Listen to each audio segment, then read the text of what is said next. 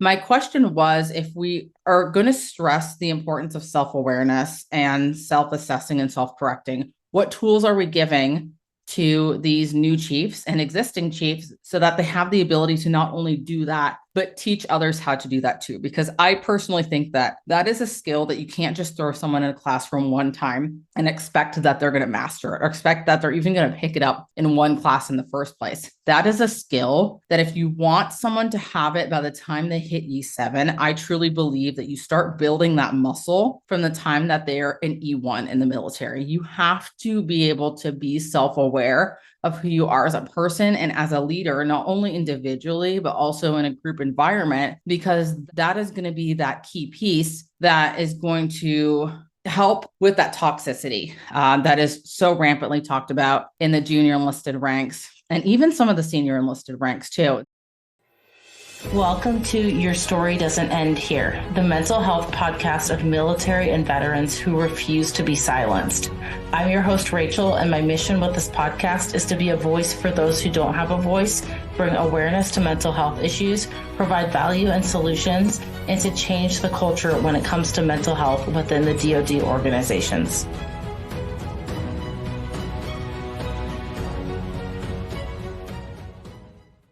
Hey everyone, thank you so much for coming back for another episode of Your Story Doesn't End Here. Before I get into the content of this episode, I want to chat a little bit about the direction of this podcast moving forward. And so I spent a lot of time over the last really couple of months experiencing quite a bit of burnout, but this podcast is such a huge passion for me. And I really do truly believe in the power of storytelling and just the power of sharing a story and how much that not only impacts the people I have on this platform, but myself. I learned so much from the people I have on here. And so after really contemplating what I want to do moving forward, I have decided to take the podcast in a bit of a different direction. And instead of releasing episodes every week, they will be released every other week. So still able to provide you with quality, valuable content and some incredible stories. But what that does is it helps me and where I'm at right now in my life. I am doing so many things in the military and veteran space in my local community, expanding outside of the local community. And I think those of you that are listening that are also military mental health advocates, or really anyone in the mental health space, can know how much that can weigh on a person and how much that is just really heavy to deal with.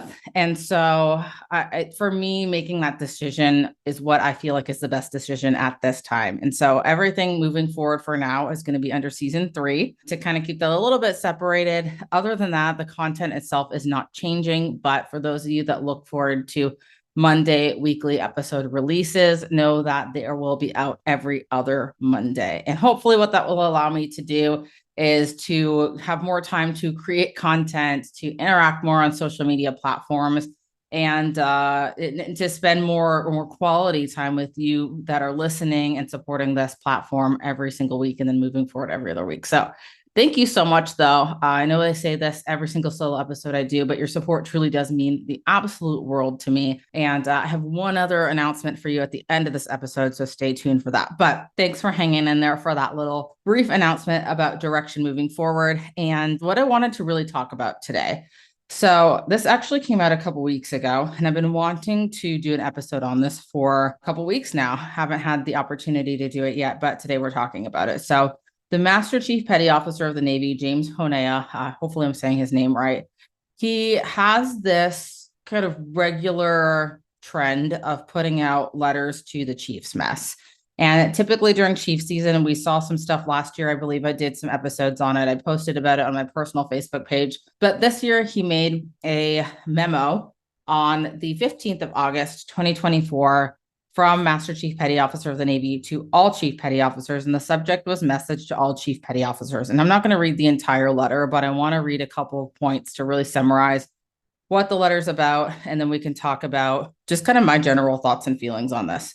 So it's divided into 4 paragraphs. The first paragraph says, since last year, Chiefs have been leading our combat teams in areas of constant threat and challenging conditions. And the first paragraph is really talking about what the Chiefs mess has been doing and talking about leadership. The second paragraph is, I think, what was the most concerning to me. And so I'll read a little bit more of this one. It says, while a most important quality of a great leader is self-awareness, It is critical that every chief can self-assess and self-correct. Knowing who you are as a person and as a leader enables you to willingly and continually assess your performance and that of your team and make the necessary changes to improve. Last year, we discussed the expectations for chiefs to lead with character, competence, and connections. Now, with the release of Culture of Excellence 2.0, we will expand our focus from connections to include culture. Our connections with our sailors and wardroom and each other are crucial in fostering a culture of excellence within our Navy. Chief Petty Officers directly contribute to advancing our Navy's warfighting culture through the development of great people, great leaders, and great teams. That's the whole paragraph. Paragraph 3 gets into the ability of all chiefs to honestly self-assess their performances invaluable in a fight against counterfeit behavior and division within the mess. However, having the ability to assess yourself is only half the equation. Chiefs not only recognize when something is wrong, but also know what right looks like and can articulate that with their team. Chiefs must be able to train, coach, and mentor sailors to self-assess and self-correct their performance, embrace the red, and confidently advise commanders on what is going well and what is not, and what help is needed. We must think, act, and operate differently to improve our performance and ensure our teams are ready to win in combat decisively. And then he talked about how he's going to send 3 letters during this chief season, the initiation season, 1 every 2 weeks. The goal is for the mess to ask the same questions, have similar conversation, grow together. So my concern with this is that we're directing the chief's mess on these are the things that need to be done. But my question is, how are we doing that? Paragraphs 2 and 3 really talk about how chiefs need to have these qualities and abilities, right? And if you listened to the episode that I did prior to this one with Leah Stiles, we talked a little bit about the chief's mess and how it really weighs on that team mentality and that team environment. And that's great. And again, I've never been in the chief position myself. So maybe this is a conversation that I need to bring up with her too, or maybe ask some other people I know that have sat in that position. But my question was, if we are going to stress the importance of self-awareness and self-assessing and self-correcting, what tools are we giving to these new chiefs and existing chiefs so that they have the ability to not only do that, but teach others how to do that too? Because I personally think that is a skill that you can't just throw someone in a classroom one time and expect that they're going to master it or expect that they're even going to pick it up in one class in the first place. That is a skill that if you want someone to have it by the time they hit E7, I truly believe that you start building that muscle from the time that they're in E1 in the military. You have to be able to be self-aware of who you are as a person and as a leader, not only individually, but also in a group environment, because that is going to be that key piece that is going to help with that toxicity that is so rampantly talked about in the junior enlisted ranks and even some of the senior enlisted ranks too. And so I posted this on my personal Facebook page. I said, I'd love to have a discussion about how the Navy's training the newest chiefs to self-assess and self-correct. And of course, made an offer if anyone knows anyone to come on the podcast. The offer still stands. I love to get different perspectives on this podcast, especially from positions I was never in, because I can really only speak to my perspective. And I never again was a chief. I only made it up to the rank of E5. And so there's a lot that I just don't know. And maybe it's a lack of understanding. Maybe it is a culture thing. I think it's a little bit of both. But, I want to talk about some of the comments that were under my Facebook post from people that are either in the active duty community in some way, shape, or form, a spouse, a veteran, someone active. And so I'm not going to name names, but the first person had commented and said, would love to, because I know a few newer chiefs who are racist and sexist, would love to see their explanation of character and culture of excellence. I'll just read all these and then we can talk about it. The next comment said, last year's chief initiation, I was told, has much less of traditional hazing and was much more focused on administrative stuff. Not really sure what the chief's mess looks like trying to implement these things, but I do know that it's very hard if you're the person in there trying to do what is right and challenging what everyone else is on board with. A friend of mine who made it said it was pretty much singled out and called difficult because he asked certain questions or flat out denied to do what they were talking about. And then another comment said, I can assure you it has not changed. Another one said, another step to end season, I believe. I would love to talk about things I've seen maybe in a year when I retire, which is totally fine. I tell people all the time that have had experienced either really traumatic things in the military or just things that are uncomfortable in general. I could always have my guests come on anonymously. You don't ever have to tell your story if you don't want to. And I've had people that have recorded a whole story and come back to me after and said, you know what, I don't want to post that. And that's okay. I won't do it. It is hard to come on a platform like this, even anonymously, and rehash traumatic or uncomfortable events that have happened in your life. And so I respect the people that even, want to step up on a social media platform and say, hey, something happened to me or I experienced this. And it's almost like a validation for other people that went through it too, even without saying the whole story completely. And so I really appreciate people that are willing to speak up and even say a little bit of their story. So the comments, I think what really saddens me the most is that the higher ups aren't on the wrong track, right? The Master Chief Petty Officer of the Navy is not off kilter completely for what he is trying to accomplish. But what I think he is doing is I think he is 10 steps ahead of where he needs to be, right? And this isn't going to be a one size fits all thing. Every command is going to look a little different. I've heard of commands that have incredible chiefs messes. They're amazing leaders. Unfortunately, I didn't experience that.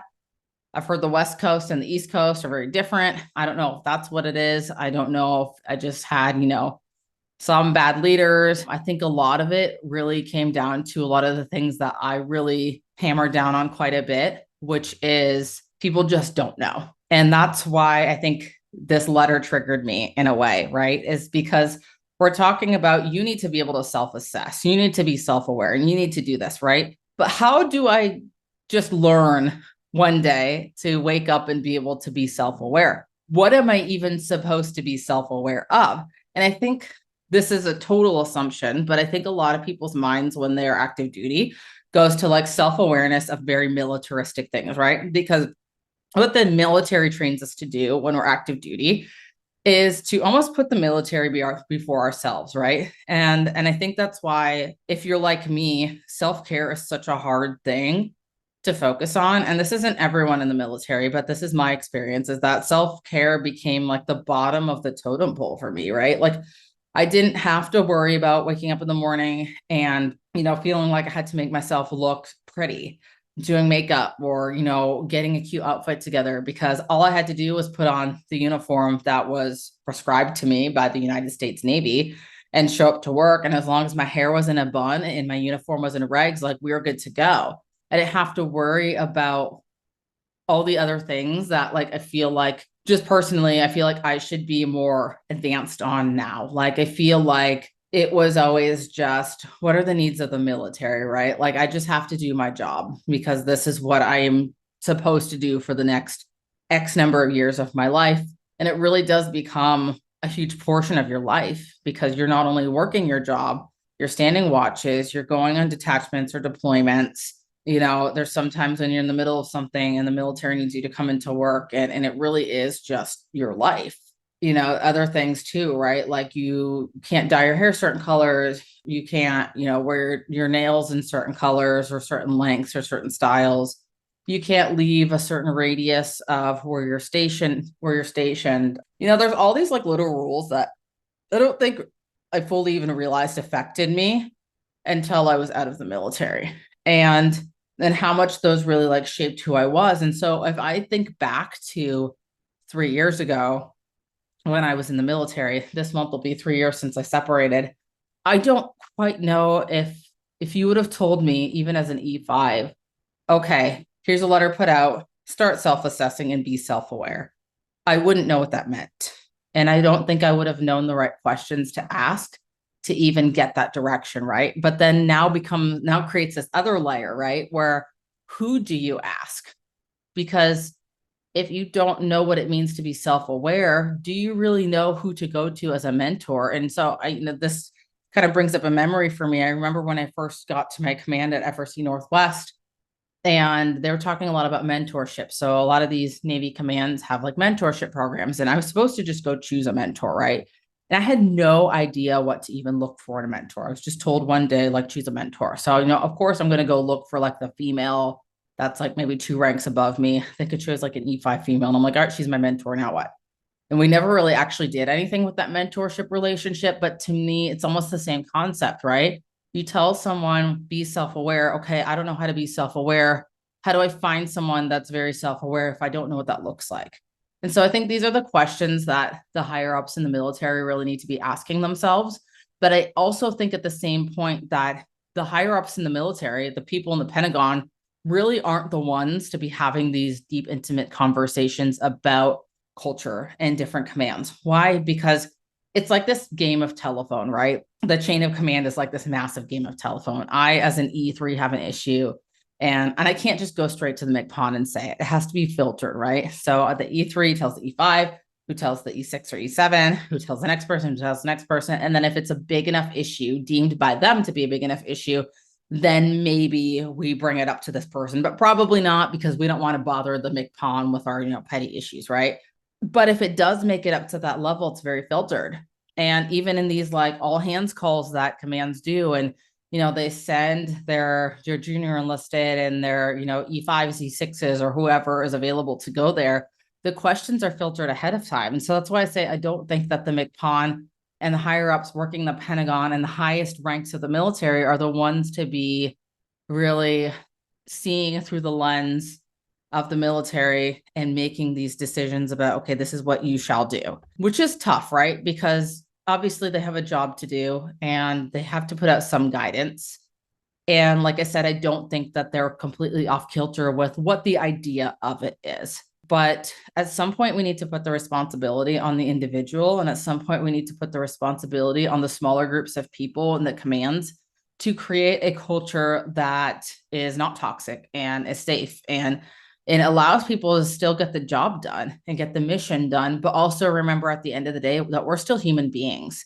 And you cannot break someone's spirit completely for 4 years, 6 years, 8 years, 10 years, and expect them to go out and be a productive member of society. What that ends up doing is it ends up creating a broken human being that now needs to rebuild these pieces and doesn't quite know where to start. And I don't think that that's okay, because I think when we're talking about cultural things and mental health things that are created by just toxic work environments, that's preventable. You're not going to prevent every single mental health crisis, but we as people, as leaders, as members of the military, there's a responsibility that I don't think is being met, regardless of what's put down from the top down. And so that's why I always say I don't think it's about creating another instruction or another policy or anything political, right?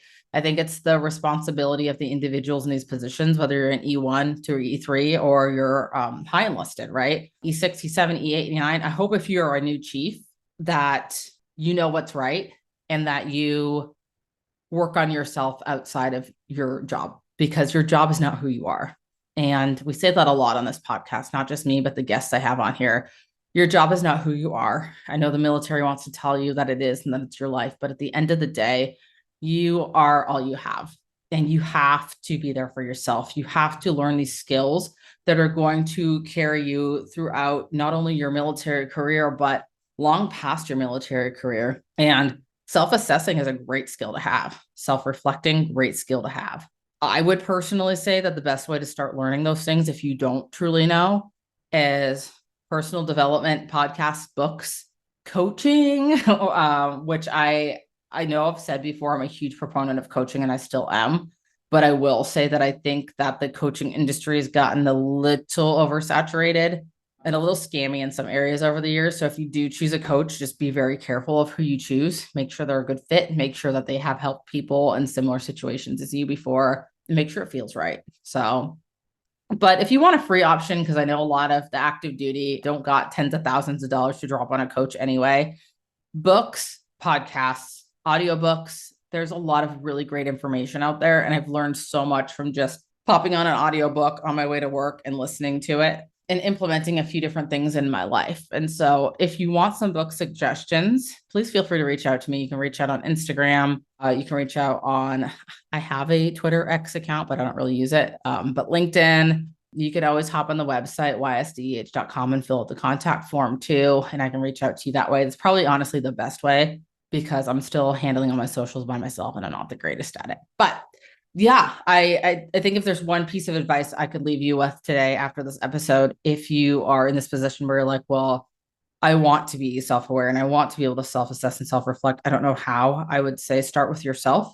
and start with just learning the things that maybe you don't know yet, or maybe you think you know it, but you don't fully know it all the way, because you can read the same book 10 times and get something different every single time. So that's the advice I want to leave you with today. I did say that I had some information for the end of this episode, and that is that I got submitted as a nominee for the Women in Podcasting Awards.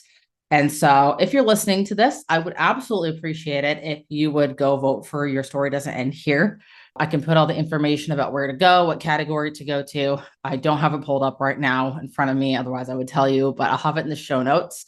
If you're listening to this, and it would absolutely appreciate a vote from you, would mean the world to me. And then the other thing too, is that if you are in the Atlanta, Georgia area, the end of September, and then the beginning of October is the Military Influencers Conference. I will be speaking on a panel at that conference about younger veterans. I'm really, really excited about that. One of the things I said at the beginning of this year is that I wanted more speaking opportunities this year. I wanted at least 2. I've actually exceeded 2 for the year. So really, really excited about that. And speaking is something that I really just have a passion for. And so if you're in the Atlanta area and you're able to come out and check that out and listen in, would love that. I would also love to meet you in person if I haven't yet.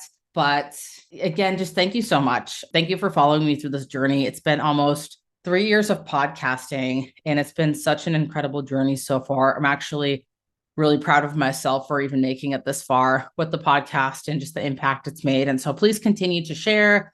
If you have not subscribed or left a rating and review on Apple, please do so. Send any potential guests my way. And I'm always looking forward to meeting more people in the veteran space and other veterans that are in the same position that I'm in, younger millennial veterans that just, have a passion for making change, or maybe you just, need that community to connect with. So that's all I had for you guys today. Thank you for hanging in there, and I will see you in 2 weeks. Thank you for taking the time to listen in today. With your support, we are able to increase awareness of the mental health issues affecting service members and veterans today, with the goal of creating positive change. If you got value from this episode, please take 30 seconds to subscribe and share this episode within your own network. Until next time, remember, your story matters, your mental health matters, and your story doesn't end here.